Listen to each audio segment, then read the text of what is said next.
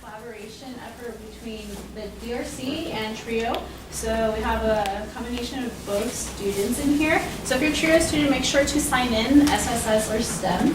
And then another thing, since we're on the topic of technology, everyone pull out your phone if you have one. Pull out your Instagram and then search for TRIO DPC. TRIO DPC. Okay, and follow us, please, because we market every workshop that we have, and we want you to continue to attend our workshops this semester, okay? All right, perfect. So then I'll have Joe begin the session. Yeah. Hello, everyone. I'm the Apple Campus Rep. I represent all of ASU, all 4 campuses, 80,000 students. Today I'm going to be actually doing a presentation on some of really cool iOS tips and tricks that can be found on iOS 10. So I'm not sure what devices you have. Obviously, there's a wide variety, also a wide variety of operating systems you guys are probably on. But this particular presentation is on those tips and tricks that are available on iOS 10, and some tips as well that could be also on older devices. I'm not sure if I'll be able to show it up on here. We'll see in a second if we could run it. But for now, I could probably just speak it out to you. So if you guys have an iPhone or an iPad on you, I suggest pulling that out. And the first thing I'm definitely going to go over is settings. So once you go to settings app, you'll see that there's a general part, and then you can pull up accessibility. So you guys can tell me when you guys are all there on your iPads or iPhones. It's pretty quick. It's like right there when you open it up. Once you get to that, maybe laundry. Awesome. Once you guys get to that, you'll see accessibility. The first thing that pops up under accessibility is voiceover. So for certain times where you really don't want to read out everything yourself, VoiceOver is a really awesome tool. So ultimately it allows you to pick a specific word or statement and it'll read it out to you verbatim. And you can change the speaking rate of that as well. So from slower to faster, whatever you're more comfortable with reading. Also within that same settings in general, you'll also see something called zoom. So zoom is really cool. Ultimately allows you to zoom in on the actual screen towards a particular thing that you want to look at. All you have to do to access that is turn it on and then use 3 fingers and double tap on the screen. That allows you to zoom in on a particular part of the screen. How you scroll within that little box that comes up is just with 3 fingers. It'll show you that in the actual settings itself, which makes it pretty self-explanatory. Magnifier, that's also another really awesome tool. Magnifier basically allows you to zoom into anything that's in real life. So it uses the actual camera that's on the opposite side of your iPhone or your iPad, and ultimately allows you to zoom in. All you have to do to actually access that feature is turn that feature on and then triple click the home button 3 times. So once you do that, basically the camera app will actually pull up itself, and it'll just be a magnifier instead of an actual camera app. So again, pretty self-explanatory in that. Display combinations, that's another awesome tool. So basically for those who really like more darker tones in the screen or have a hard time seeing at points, sometimes I do, you can turn that on and basically just darkens the screen up, so it makes it much easier to see as opposed to a really bright display, which can sometimes be a little annoying. Speech, you can see there's speech selection under that as well as speak screen. So what speech selection is, it allows you to actually highlight a certain statement or a paragraph and it will read it out to you. Speak screen is different. So if you have that feature turned on, all you have to do is swipe from the actual top of your device, so right from the clock, with 2 fingers, swipe down and it'll read out the entire thing, which is really, really nifty when you don't want to read out an entire text. Again, you can change the actual rate of how fast that goes from slower to faster. Are you guys keeping up? Do you guys have any questions on anything so far? No? Cool. Okay. Larger text, you guys have probably used that a couple of times. I know I have, just because sometimes words can be extremely small on a screen, and it ultimately allows you to adjust the size of the text. So that's really nifty. Some other ones as well, assistive touch. If you have a hard time reaching the display sometimes, assistive touch is there for you. So ultimately all you have to do to turn that on is swipe to turn it on, and a little black with a white dot comes up. And you can move that anywhere you want on the screen. So if you guys can see it on my iPad here, Basically move it anywhere you want on the screen, and then you can tap on it and it allows you to do all the same system settings. You guys have probably used this a couple times if you've broken your displays. Like my friends have. I don't know how they break their displays as many times as they do, but you can still use this feature. Something else that's really cool is for mono audio. So for people who have a hard time listening out of a certain part of their ear, left or right, this allows you to actually do it towards only one side of the device.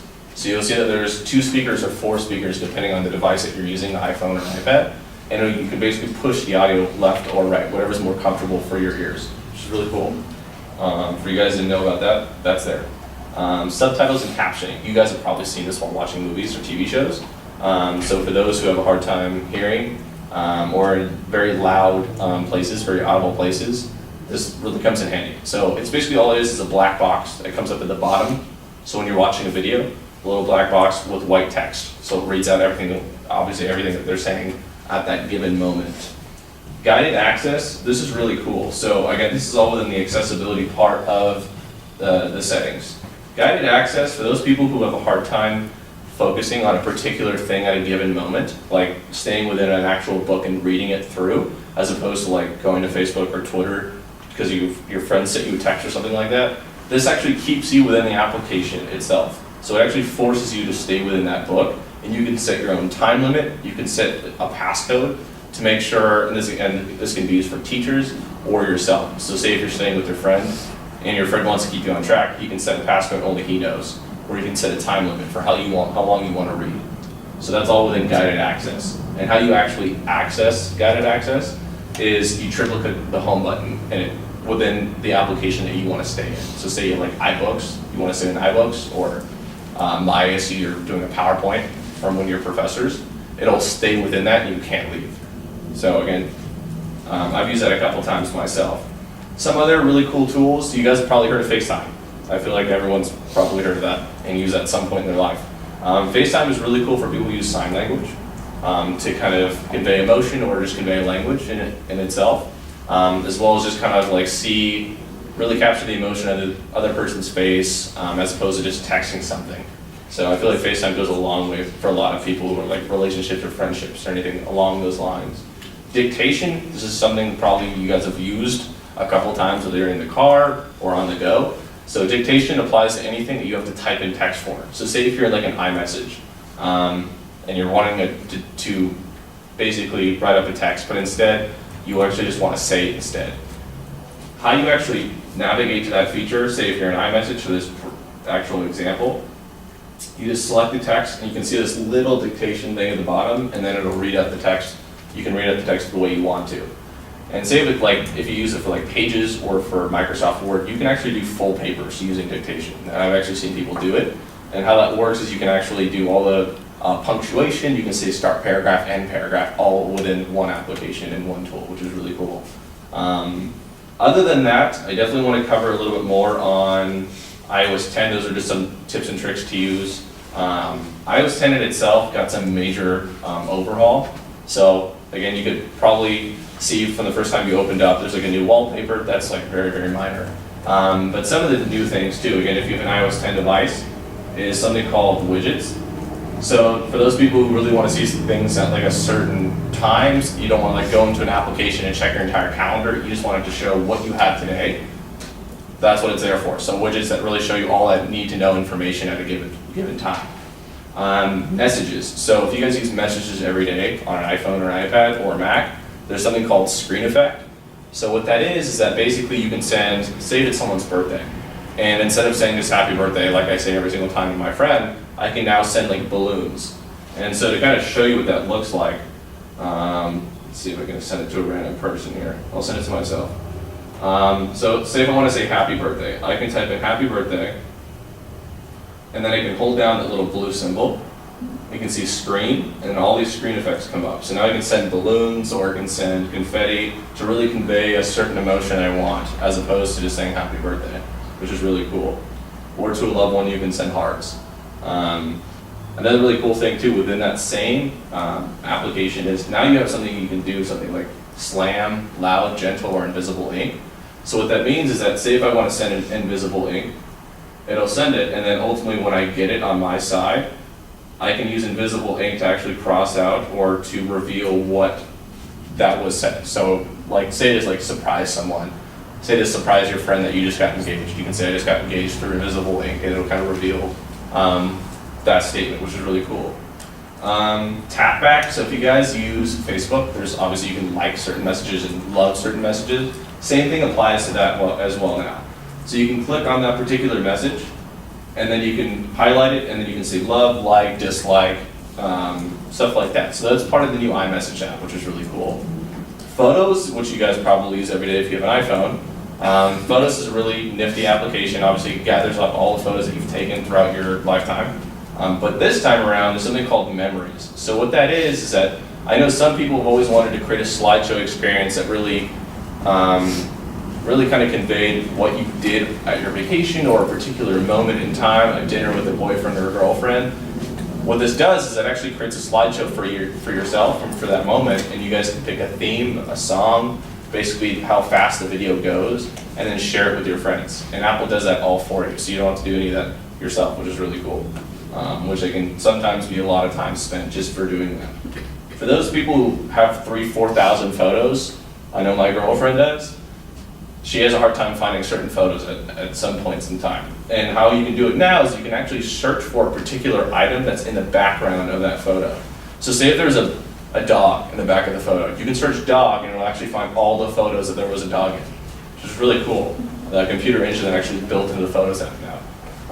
So if you guys didn't know about that, now you do. Something else that's really cool as well is the Maps application. So if you guys use it to navigate to places, within the Maps application now, you can actually find, say, a gasoline station or a restaurant along your route, which is really cool.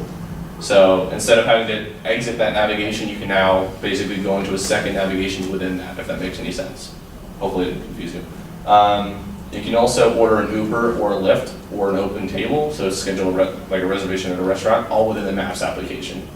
And if you also use Siri every day, you can do the same thing. So now I can schedule an Uber, I can schedule a Lyft, I can schedule a reservation all within Siri by just asking her, which is really cool. Notes application, if you guys use that to like write quick down notes, if you always like wanted to collaborate with people to kind of get other people's opinions, you can now do that. So if you guys use Google Docs, which probably all of you guys have done to do projects, same feature now applies to all of Apple's applications. So that's notes, that's like pages, so that's like the Word alternative, numbers, which is Excel, Keynote, PowerPoint. All of them now have real-time collaboration.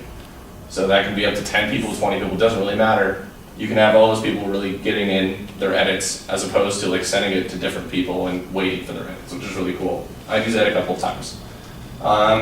Something else to cover as well is the Home application. So Home, you guys might have seen that on your home screen once you guys installed iOS 10. I'll just go over that very, very fast. All it is, if you have e-appliances, so say if you guys have like electronic lights that you guys can control with your phone, this application allows you to control your entire house. If you have those type of appliances, so like a doorbell or like a lock on a certain door, all that can be controlled with this application, which is really cool. Swift Playgrounds, I believe will be one of the last things I go over, and multilingual typing. If you guys use 2 languages and you guys are fluent in both languages, doesn't really matter the language, you can now type in both of those. So previously you could not, you had to pick a language, Spanish or English, Chinese, Japanese. Now you can pick both, which is really cool. So if you constantly write with multiple people in 2 different languages, that's basically, you're able to do that now. And really, really fluidly. And how you do that is ultimately just go to settings, language, and then add that extra language if you want to. The last thing I'll go over is Swift Playgrounds. So what that is, I'm not sure if you guys have heard about this, but it's a free application. And for those people who really have heard a lot about like applications, like you download Facebook, that's an app. I've always wanted to know like how they make the application, like what really goes behind that. For me, it was always very hard to kind of get into the app creation world because it's so difficult. Like in terms of the algorithms they use, it's like a different language. And for me, I never wanted to approach that. However, there's a different way of doing that now. So something called Swift Playgrounds. If you have an iPad, it's a free application on an iPad. And what that is that basically you control a character named Byte, which I could show you on here right now, but I can't. You guys can check online. Byte's like this little character, and ultimately your goal is to push him to get his little red diamond. However, how you do that is through a string of commands. So these commands are not difficult whatsoever. So say if you wanted to move forward, the command is literally move forward, parentheses, that's it. So it's really, really simple to learn code. And once you kind of like maybe get a huge interest into the coding world, which people are getting paid over $100,000 just for CIS majors or for coding majors, something you might want to be interested in if you want to get a job out of college that pays pretty well. And so, like I said, it's a free application on iPad. If you want to learn about coding, this is a great way to kind of get into that. Other than that, I've pretty much covered everything I have to do. It's about a 20-30 minute presentation. I really leave the rest up to you guys in terms of questions. Do you guys have any questions of things I didn't cover or extra additional information? What was that you just said? Swift Playgrounds. Yeah, that's a free app, like I said, for people who want to learn basic code and kind of gauge your interest to see if that would be something you're interested in at all. Yeah. There's some installed apps that come with the Mhm. iPad, and I was wondering if you could delete them. Yeah. To say perhaps it's like, oh, I need it again. You can re-download them. Yeah, and with and that, it's not an extra charge. no. No? Oh, that's cool. So say if you want to delete notes, you can do that now. Like some people don't use docs like that. Like sometimes people just don't use that, or they don't use certain applications like notes or reminders. That's perfectly fine. You can delete those, Mm-hmm. and they're not really deleted in a way, just because they never in the first place took up storage on your device. They were just kind of a screen. They just looked weird on the screen if you didn't like them. But you can delete them, and ultimately all you have to do is reinstall them, go to the App Store, and then hit install. It's instantaneous. You'll notice that it really never actually deleted. It was just kind of put in the background for you never to see again, if you want to. Hopefully that kind of makes it simple. Any other questions? Any other tips, tricks I didn't cover? I feel like I covered everything. No? Okay. Well, that's it from me. Do you guys have anything else? Are you guys sure you don't have any more questions about anything? Did you cover how to use your phone as a magnifying glass? Yes. You did? Magnifier. Yeah, so ultimately all you do to do that is settings, general accessibility, click on magnifier, and then triple click the home button. And that opens up the magnifier, which is basically the camera app. And you can use that to magnify anything that's in real life. Zoom is the opposite of that. It's whatever's on your actual device on the screen. So they're basically the same thing. They do the same thing. It's just one's real world, one's on your device. Anything else? No? Okay. Ask now, because it's not coming back, guys. It could be anything that's not even relevant to this at all. Any questions? Like, Do you have an office on like any of the ASU campuses? unfortunately not. Yeah, as a campus rep, we really just work wherever we want to. So that's good and bad. It's bad because if people want to get in contact with you, there's really, you have to email me and then I have to meet you at a certain place. And that could be at all 4 campuses. The pro of that is ultimately I don't have to like be anywhere at any certain times.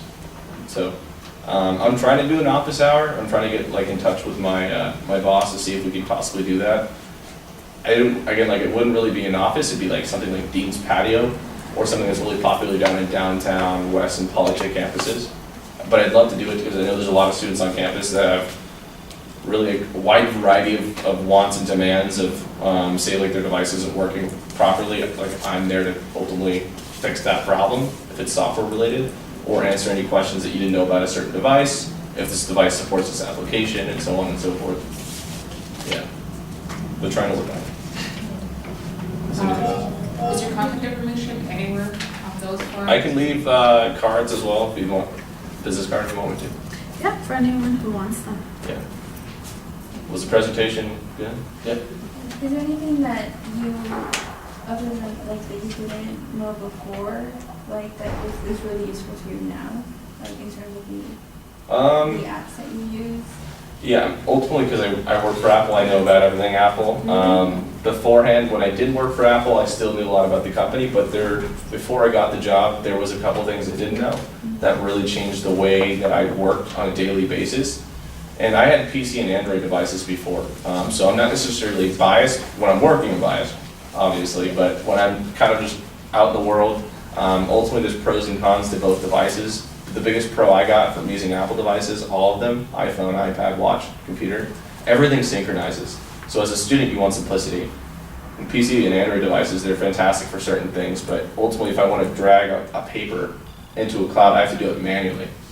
There's now something called iCloud Drive. I'm not sure if you guys have heard of that. That's the Yeah. iCloud. I've never learned how to use it, and a lot of the times, like I have an iPad and also an iPhone, and I always get messages like, "Oh, you haven't backed up something," and Yeah. I'm just like, I don't know how to fix that. iCloud is definitely a question I get probably the most from many Also, students. does it say like? Yeah, I can explain two things. I'll explain iCloud, I'll explain iCloud Drive. So iCloud Drive is a free application for iPhones and iPad.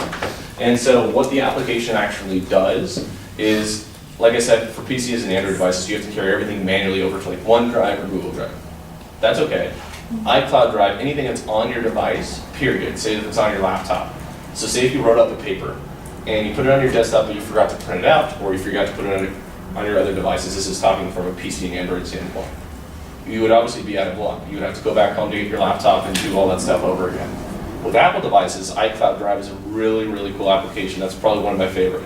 That basically whatever is on your laptop, it'll automatically be on your iPad and your iPhone. So say if I'm on, like I said, say if I'm on my iPad and I want to see what was on my computer when I last did something, when I wrote up a paper and saved it, I can now look at that paper from my iPad or my iPhone, print it out from those devices, or share it with people.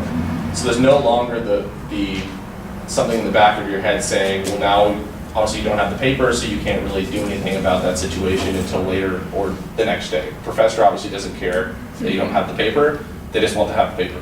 So that's ultimately what that application is for. iCloud Drive is really, really cool for those certain situations where you forget something. Now you don't, that basically is gone. iCloud in itself is very detailed. iCloud is basically just the cloud storage for everything that you do on your Apple device. So if you take a photograph, you send an iMessage, FaceTime calls, contacts, everything, email, everything is stored on iCloud. And ultimately that's a good thing because, like I said, everything synchronizes. So anything I do on one device, so say if I'm writing up an email, I close my laptop and I have to go on the go with my iPhone. I can now open up on that mail application on my iPhone and continue that email. So that's what iCloud's really for. Like I said, it's very, very detailed, and there's some like little things that I'm still learning each and every day, just like all of you guys are. But ultimately, like, I want to simplify it, just so you guys can kind of understand what you're getting with that. Hopefully that kind of simplifies. Yeah. The cloud thing, I don't have a Mac, so I only have the iPad. And so is that cloud thing, is it automatically installed in here? iCloud is just, look at it as like a pre-installed tool that's part of the settings. And so it's part of your iPad, it's part of your iPhone, it's part of your Mac. And so the same iCloud stuff does apply to all of your devices, regardless if you don't have a Mac or an iPad or an iPhone. So as soon as you basically invest into those devices, the entire ecosystem comes together. Yeah. Actually, I'm gonna have to think about how. My question is: do you need to, in order to have something stored on the iCloud, do you need to do anything? Like, do you need to tell it to? I got you. Yeah. So ultimately, Or how does you it just automatically? you have to enable it. It's not pre-enabled because Apple wants to give you the choice of what you want backed up. So there's been a number of situations that have come on the news and the media saying all this stuff is leaked out, and the people are like, why did it leak out? I didn't do that. Well, it's because you have to obviously say yes to certain things. And that's why Apple's very big on everyone saying, like, you have the option to say yes or no. We give you that option. We're not just doing this for you. So you have to enable photos, contacts, messages, and stuff like that. You can disable certain things you don't want to be uploaded. For me, I have everything uploaded. I have nothing to worry about, just because I want everything to be uploaded and I want to be able to access everything. But they do give you the option to disable certain things you don't want to be uploaded on the iCloud. Well, no, I'm actually wondering if I can use the cloud to retrieve something, but I can't remember if I would. I don't remember if at the time I had enabled it to end up in the cloud in the first place. Yeah, ultimately how you retrieve things is, say if you have I have an old iPhone, I'm getting a new iPhone now, iPhone 7. I had to do a backup on my old iPhone to do a restore. It's something called restore and backup. When you get that new iPhone, you can restore from that backup. And all that does is it basically replicates whatever's on the device from the nitty-gritty details to the full-fledged wallpaper. Everything is saved and put exactly on that new device. as if you were using that old device still, which is really cool. But for your type of situation, it really kind of, it varies.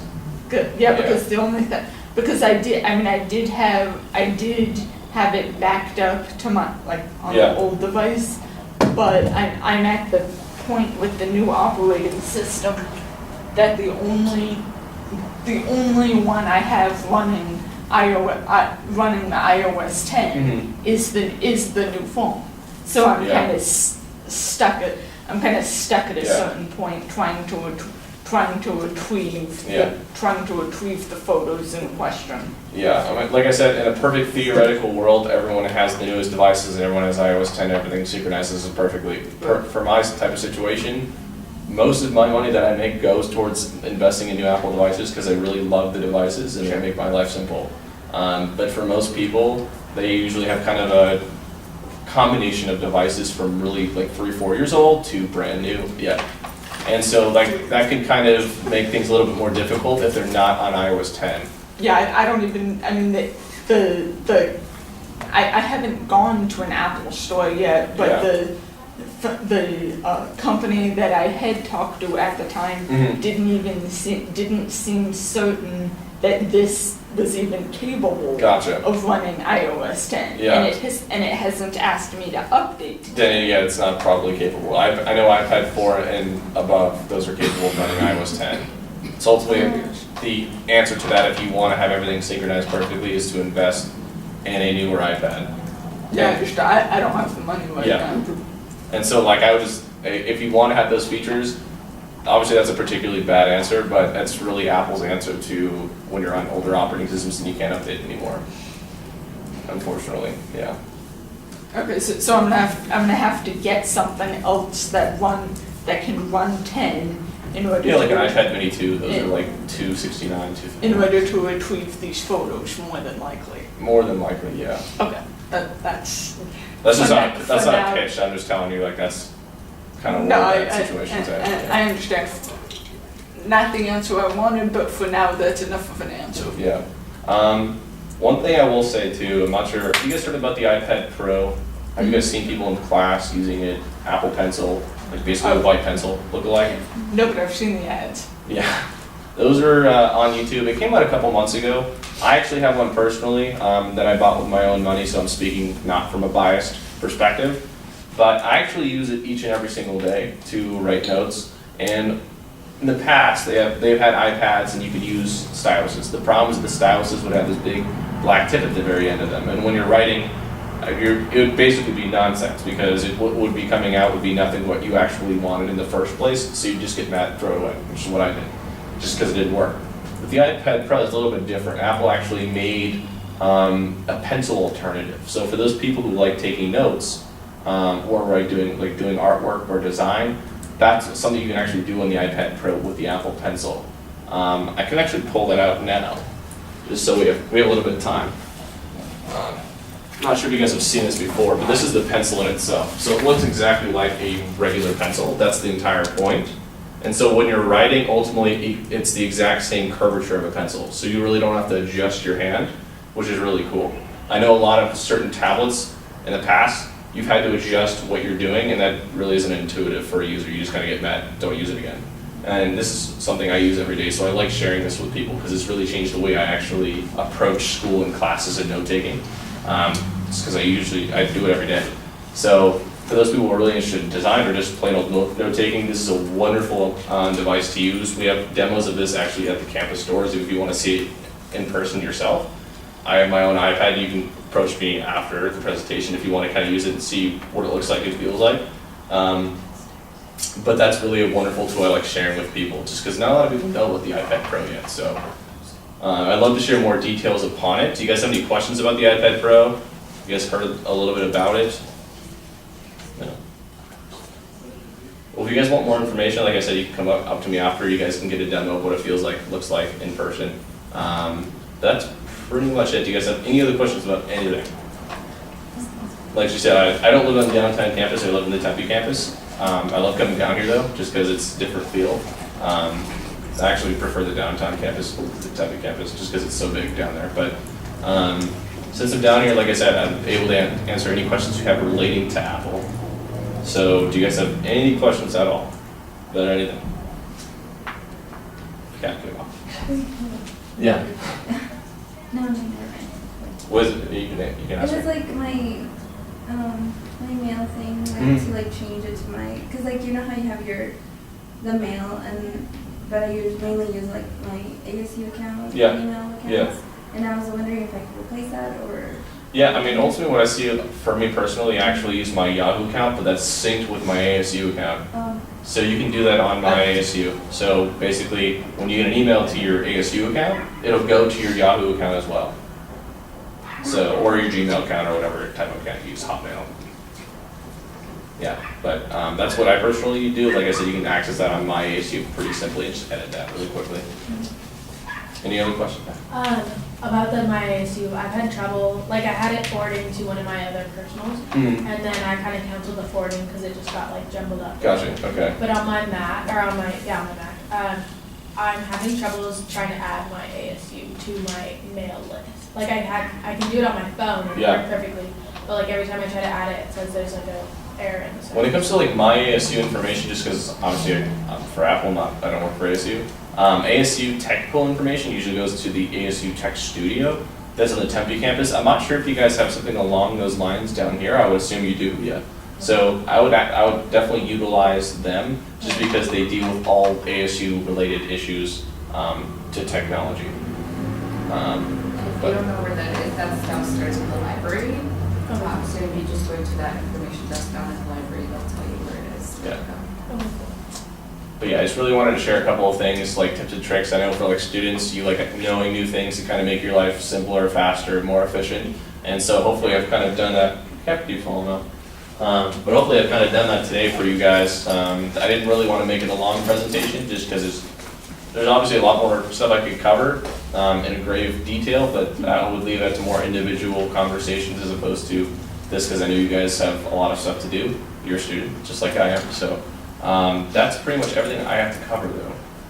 So if there's any additional questions, I can answer those now. If not, like I said, I'll still be here for 10, 15 minutes, however long, and I can answer more individual questions.